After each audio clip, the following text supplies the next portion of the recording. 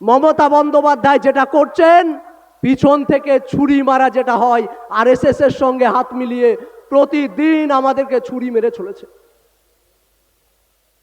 এই রানী রাসমণি রোডে কয়েকদিন আগে দেখলাম বড় বড় সব হুজুর সাহেবদের সভা হলো ওয়াকাফ বিলের নামে।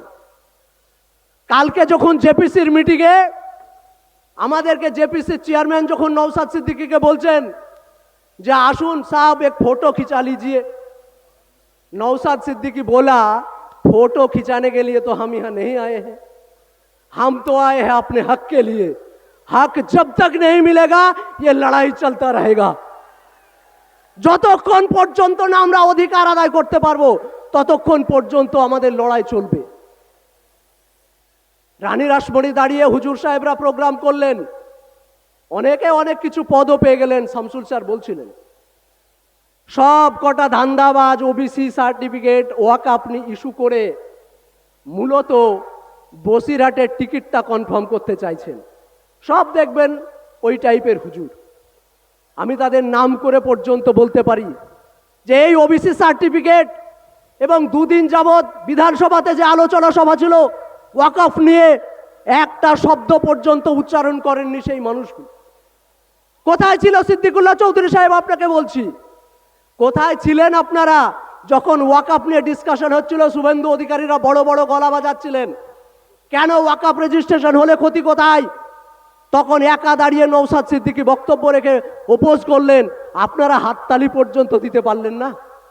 লজ্জা এটা আপনাদের জন্যে, লজ্জা সিদ্দিকুল্লাহ চৌধুরী সাহেবদের জন্যে, লজ্জা হুমায়ুন সাহেবদের জন্যে, লজ্জা 40টা এমএলএর জন্যে। আমরা গর্ববোধ করি নওশাদ সিদ্দিকীর জন্যে, যে প্রতিদিন দাঁড়িয়ে নিচতলার মানুষ থেকে শুরু করে যারা খেটে খাওয়া, যারা বঞ্চিত, যারা চাকরি পায়নি, যারা ডিএ পায়নি, আদিবাসীদের জল জমি জঙ্গলের অধিকার, প্রতিটা সেক্টরের মানুষের অধিকার নিয়ে লড়াই করে যাচ্ছেন। তাই আমরা বলি ওই ব্র্যান্ডেড মানুষটার সঙ্গে, ওই ব্র্যান্ডেড রক্তের সঙ্গে আমরা সারা জীবন আছি। মানুষের অধিকারের কথা বলছেন নওশাদ সিদ্দিকী, গায়ে জ্বালা হচ্ছে শাসকের। নওশাদ সিদ্দিকী, আমি কালকে বলছিলাম যে একটা 31 বছরের ফুটফুটে যুবক সারা পশ্চিমবঙ্গের রাজ্য রাজনীতিকে হিলিয়ে রেখে দিয়েছে রাজ্য রাজনীতিকে।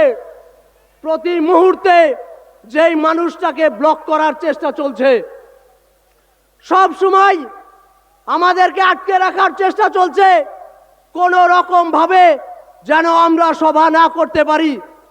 অক্লান্ত পরিশ্রম করে এই সভাকে কালকে রাত্রি 12টা পর্যন্ত এই সভামঞ্চে নওশাদ সিদ্দিকী ছিলেন, কিন্তু আজকে আপনার মঞ্চে ভাইজানকে দেখতে পাচ্ছেন না। আমি মনে করি ভাইজান আমাদের মনে আছে, ভাইজান আমাদের হৃদয়ে বাস করে। এখানে প্রতিটা মানুষ এক একটা নওশাদ সিদ্দিকী। কালকে বাংলার প্রান্তরে প্রান্তরে নওশাদ সিদ্দিকীর আদর্শ প্রচার করার জন্য, নওশাদ সিদ্দিকীর রাজনৈতিক দৃষ্টিভঙ্গি প্রচার করার জন্য আমরা ছড়িয়ে পড়ব বাংলায়।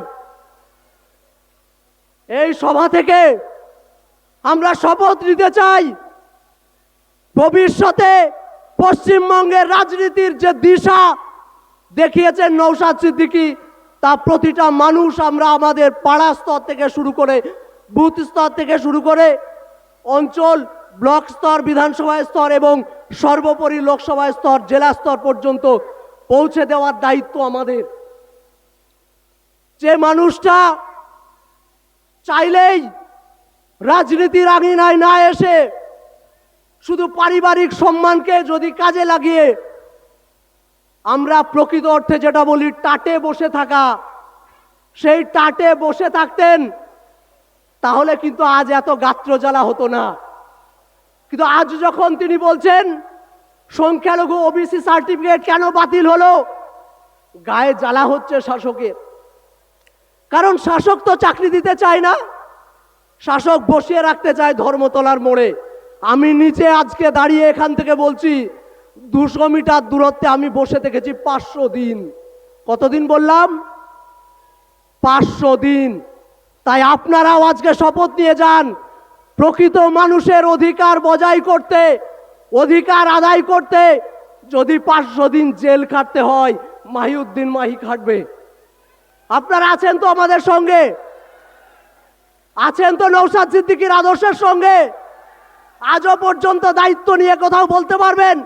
আজকে সুকান্ত মজুমদারকে দেখুন, সুকান্ত মজুমদার বলছেন বাড়ি বাড়ি অস্ত্র রাখুন।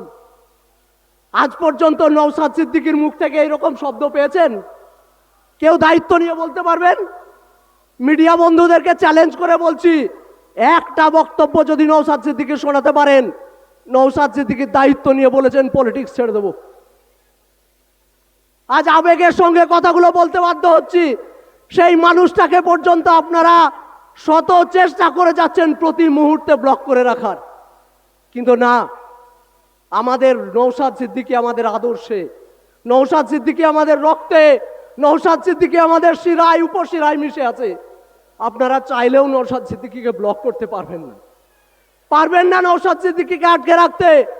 নওশাদ সিদ্দিকী যেমন বিধানসভায় দাঁড়িয়ে ওবিসি সার্টিফিকেট সলিউশনের কথা বলছেন, যেখানে রাজ্য সরকার শুধুমাত্র ওবিসি সার্টিফিকেটের বলে, কিছু মানুষ মুসলিম, আদিবাসী, এসসি এসটি ভাই বোনেরা চাকরি পেত। আজকে SC ST fake certificate issue করা হচ্ছে। আপনারা জানেন 2024 সালে 22শে ফেব্রুয়ারি ওবিসি সার্টিফিকেট ক্যান্সেল করে দেয়। আজকে 450 পশ্চিমবঙ্গে ওবিসি সার্টিফিকেটের এনসিএল সার্টিফিকেট না পাওয়ার কারণে আমার ডাক্তার ভাই বোন বন্ধুরা আজ ডাক্তারি পড়ার সুযোগ পেল না। মমতা ব্যানার্জি বলছেন নবান্নে বসে কারো কোনো অসুবিধা হতে দেব না, আর উল্টো দিকে ইনস্ট্রাকশন দিচ্ছেন অ্যাডমিনিস্ট্রেটিভকে যে এনসিএল সার্টিফিকেট দেওয়া যাবে না। ওই লড়াই যতদিন থাকবে, নওশাদ সিদ্দিকী যতদিন থাকবে, আমরা এই লড়াইয়ের ময়দানে আছি, এবং লড়াইয়ের ময়দান যতক্ষণ পর্যন্ত না অধিকার আদায় করতে পারবো, এই লড়াই আমরা ছাড়ছি না। এই বার্তা দিয়ে নওশাদ সিদ্দিকী জিন্দাবাদ, আইএসএফ জিন্দাবাদ, ইনকিলাব জিন্দাবাদ। নওশাদ সিদ্দিক ভাইজান আপনাদের উদ্দেশ্যে কথা বলছেন। জি ভাইজান।